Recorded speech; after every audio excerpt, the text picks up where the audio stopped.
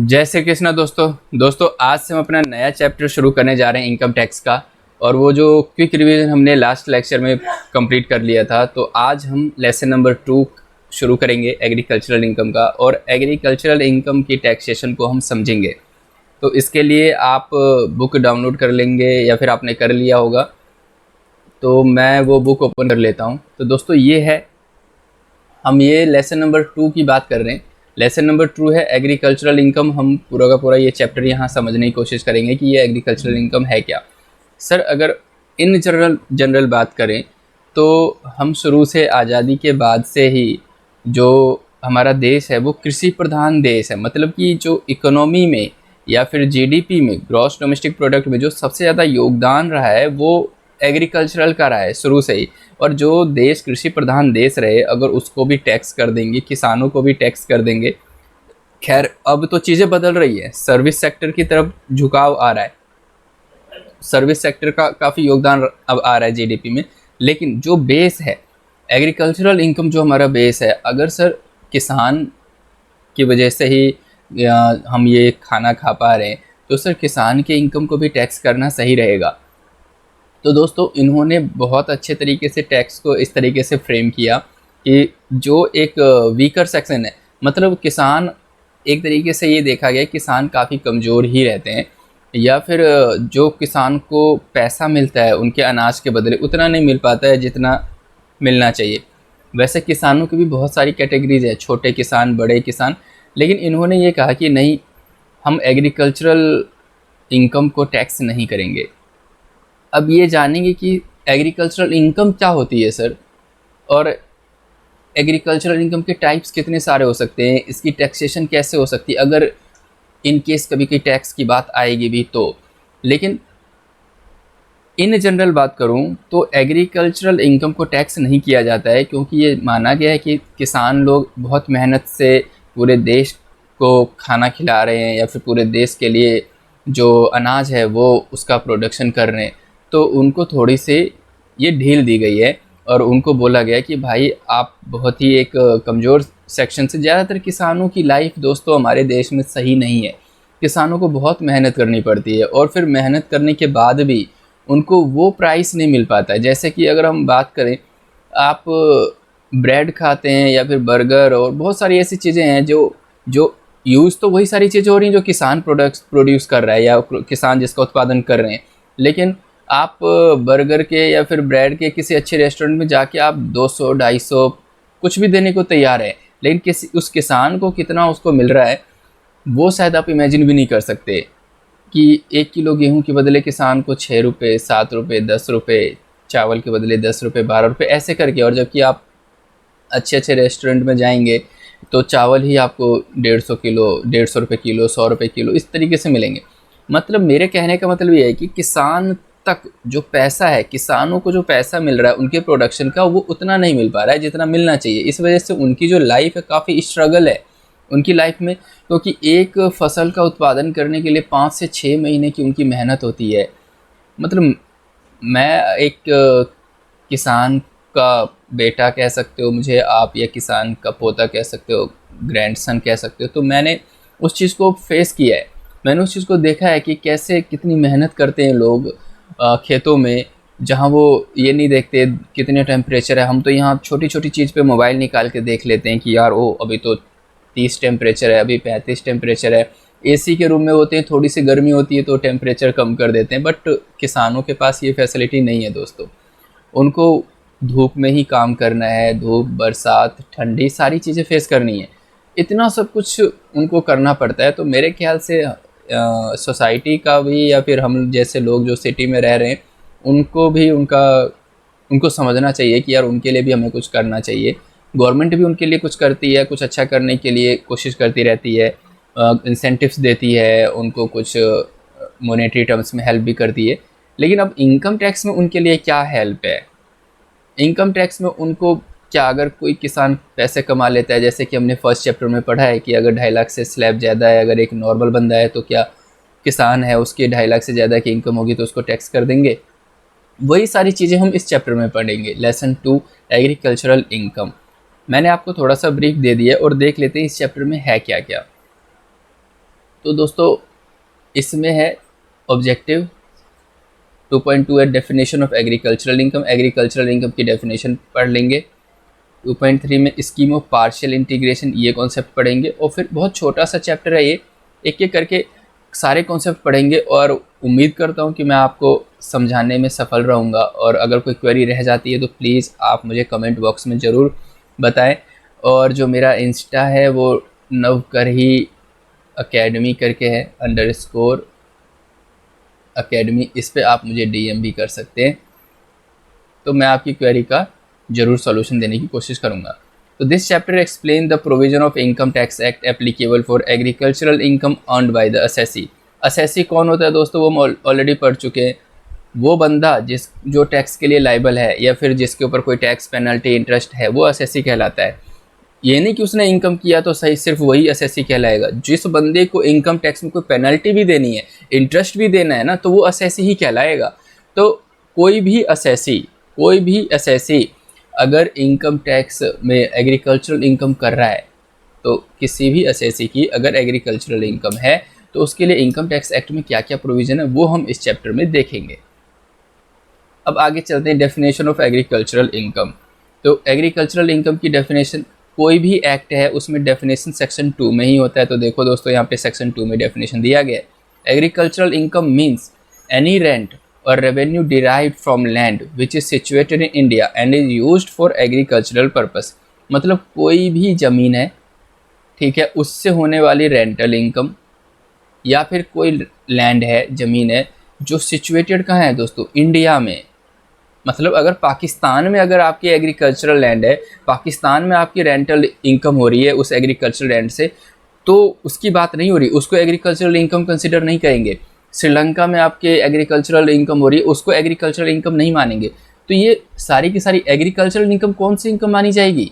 Agricultural income उसी income को बोलेंगे अगर रेंट या फिर रेवेन्यू और आपकी जो ज़मीन है वो कहाँ सिचुएटेड है, इंडिया में।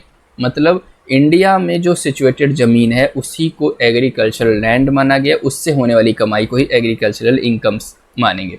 तो अगर कोई आपसे पूछ लेता है कि भाई पाकिस्तान में मेरे पास एग्रीकल्चरल लैंड है, उससे अगर पैसा मिला है तो क्या वो एग्रीकल्चरल इनकम होगी? तो दोस्तों आप एग्रीकल्चरल इनकम की डेफिनेशन देख के बता सकते हैं किसी को भी कि नहीं होगी, क्योंकि वो लैंड कहाँ सिचुएटेड होना चाहिए, इंडिया में, and is used for agricultural purpose. और उसका यूज़ किसके लिए होना चाहिए?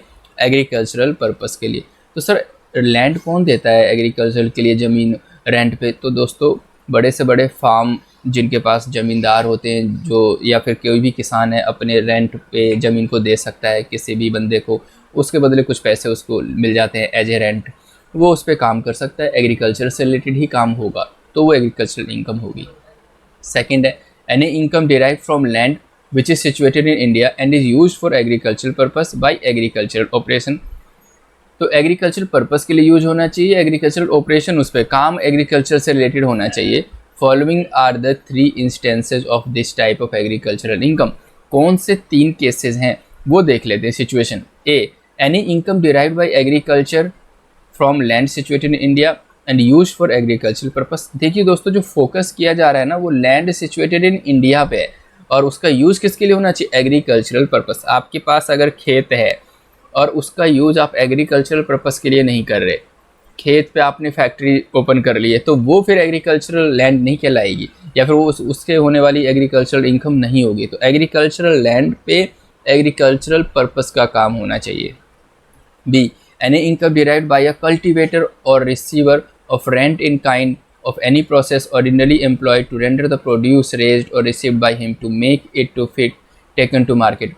आपने कोई ऐसा काम किया कि जो प्रोड्यूस हुआ है, जो फसल की कटाई हुई है, कल्टीवेशन हुई है, उस फसल को आप मार्केट में ले जाने के लायक बना रहे हैं, प्राइमरी मार्केट में आप ले जाने के लायक बना रहे हैं। गेहूं है, गेहूं की थ्रेशरिंग कर दी, उसको काट दिया गया, सारे की पैकिंग कर दी और मार्केट में ले जाने लायक आपने उसको बना दिया।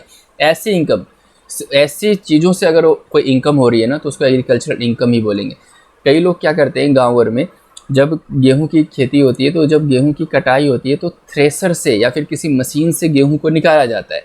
तो वो सारे मशीन तो सारे किसानों के पास होते नहीं है, या जिसके पास होता है वो एक्चुअल में किसान नहीं होता। तो उस टाइप की अगर कोई सर्विस दे रहा है किसी किसान को और बदले में कुछ पैसे ले रहा है तो वो भी एग्रीकल्चरल इनकम ही मानी जाएगी। जैसे लोग ट्रैक्टर की सर्विस दे देते हैं, ट्रैक्टर किसी के खेत में भेज देते हैं, खेत की जुताई करके आ जाता है, वो थ्रेसर की मशीन भेज देते से गेहूँ निकाल दिया जाता है। तो ऐसे अगर सर्विस दे रहे हैं एग्रीकल्चरल से रिलेटेड, से वो मार्केट में ले जाने लायक बन जाए कोई भी जो फसल उगाई गई है किसान के द्वारा, तो उससे होने वाली जो किसान उसको जो पे कर रहा है उसकी जो इनकम हो रही है ना उस ट्रैक्टर वाले की, और थ्रेसर जो कल्टीवेशन की जो सर्विस प्रोवाइड कर रहा है, तो भी इनकम एग्रीकल्चरल ही कहलाएगी।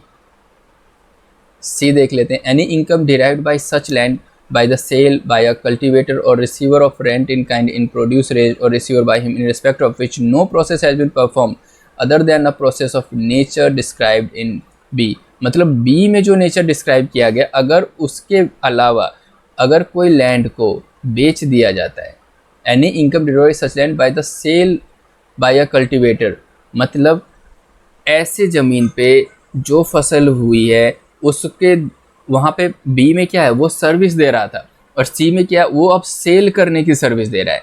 सेल करने की भी अगर कोई इस टाइप की सर्विस दे रहा है तो भी एग्रीकल्चरल इनकम हो जाएगी, और सेल करके जो पैसा मिलेगा तो भी एग्रीकल्चरल इनकम मान ली जाएगी। थर्ड पॉइंट है इनकम फ्रॉम फार्म बिल्डिंग, मतलब कि अगर खेती करने के लिए आपने कोई जगह है उसमें एक छोटा सा रूम बना दिया, छोटे से बिल्डिंग बना दी, हो सकता है उसकी सिक्योरिटी के लिए, उसके देख रेख करने के लिए, तो उससे अगर होने वाली उस फार्म बिल्डिंग से होने वाली, या फिर कुछ स्टोरेज के लिए आपने कुछ बना दिया कि भाई यहाँ पे अनाज स्टोर हो जाएगा, तो उससे होने वाली भी इनकम अगर आपकी हो रही है। मान लो आपके पास खेत नहीं है, किसान नहीं है, आपके पास थोड़े बहुत खेत है, उसमें आपने बिल्डिंग बना ली और उसमें स्टोरेज की सर्विस दे रहे हो, तो भी इनकम फ्रॉम फार्म बिल्डिंग कहलाती है, तो उसको एग्रीकल्चरल इनकम ही बोलेंगे। Note, capital gain arising from the transfer of agricultural land shall not be treated agricultural income. यहाँ तक कि नहीं, जो कैपिटल गेन अराइज होती है एग्रीकल्चरल लैंड, मतलब खेत है मेरे पास, मैंने उसको बेच दिया, बेचने पे अगर मुझे मुनाफा हो जाता है, प्रॉफिट हो जाता है, कैपिटल गेन कहलाएगा वो, उसको एग्रीकल्चरल इनकम नहीं माना गया, उसको एग्रीकल्चरल इनकम नहीं माना गया।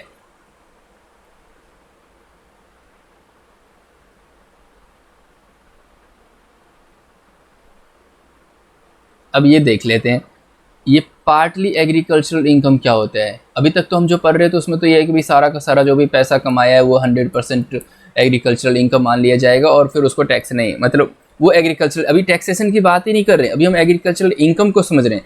लेकिन सर यहाँ पे कुछ केसेस दिए गए हैं जिसमें ये है कि पार्टली एग्रीकल्चरल माना जाएगा और बाकी जो है वो नॉन एग्रीकल्चर माना जाएगा। तो सर नॉन एग्रीकल्चरल और एग्रीकल्चर में क्यों डिवाइड कर रहे हैं, ये सब टैक्सेशन का मैटर है।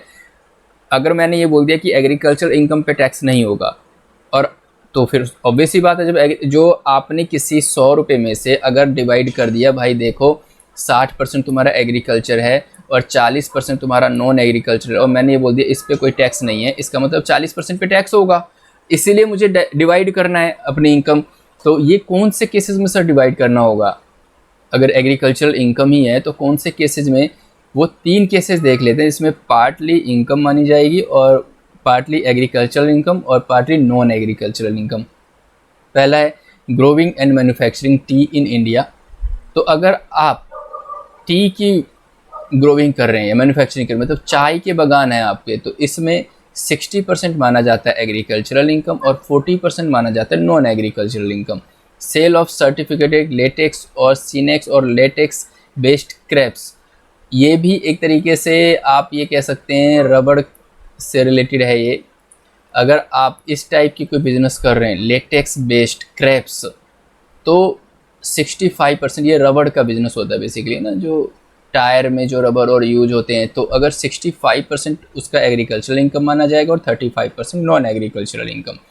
Cell of coffee grown and cured by seller, अगर आप कॉफ़ी का बिजनेस कर रहे हैं, कॉफ़ी की प्रोडक्शन कर रहे हैं, अगर उसको बेच रहे हैं, तो 75% एग्रीकल्चरल इनकम माना जाएगा और 25% नॉन एग्रीकल्चरल इनकम। ये है दोस्तों पार्टली एग्रीकल्चरल इनकम। अगर ये कोई क्वेश्चन पूछ देता है कि बताओ वो कौन से केसेस जिसमें पार्टली एग्रीकल्चरल इनकम माना जाएगा, तो आप 3 केस बता सकते हैं, चाय के केस में, रबड़ के केस में और कॉफ़ी के केस में। चाय के केस में सर 60% एग्रीकल्चरल माना जाता है, 40% नॉन एग्रीकल्चरल माना जाता है। रबड़ के केस में, क्रेप्स के केस में 65% एग्रीकल्चरल माना जाता है और 35% नॉन एग्रीकल्चर माना जाता है। कॉफ़ी के केस में जो कॉफ़ी जो प्रोड्यूस कर रहा है उसमें 75% एग्रीकल्चरल इनकम मानी जाती है और जो 25% है वो नॉन एग्रीकल्चरल इनकम मानी जाती है। ये हमने जो दोस्तों डेफिनेशन कवर किया है एग्रीकल्चरल इनकम का। और जो हमारा नेक्स्ट टॉपिक है वो स्कीम ऑफ पार्शियल इंटीग्रेशन का है, वो हम पढ़ेंगे दोस्तों नेक्स्ट लेक्चर में।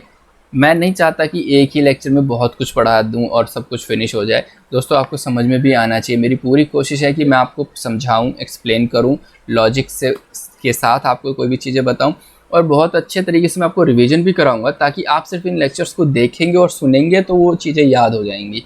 तो दोस्तों मिलते हैं नेक्स्ट लेक्चर में। अगर अभी तक आपने चैनल सब्सक्राइब नहीं किया तो प्लीज़ कर लीजिए।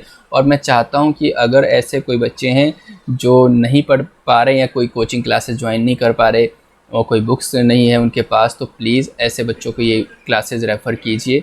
मैं 100% अपना बेस्ट दूंगा और ये बिलीव दिलाता हूँ और मुझे पूरा भरोसा है कि मैं आप तक अपनी बात पहुँचाने में बिल्कुल सफल रहूँगा। तो दोस्तों मिलते हैं नेक्स्ट लेक्चर में, तब तक के लिए गुड बाय।